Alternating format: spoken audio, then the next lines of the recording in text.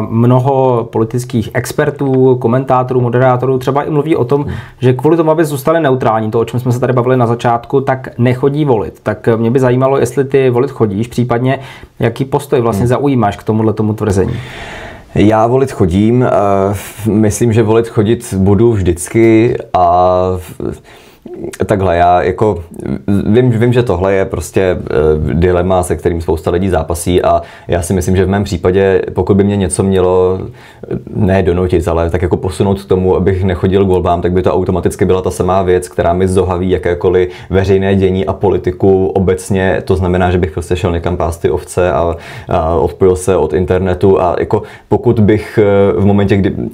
pokud by mě něco mělo přesvědčit, ať jako nechodím k volbám, tak by to zároveň muselo být i něco, co mě odpojí od tohohle světa vlastně jako úplně, jo, do té doby. Dokud budu připojen k internetu, dokud budu číst zprávy, tak si myslím, že volit chodit budu.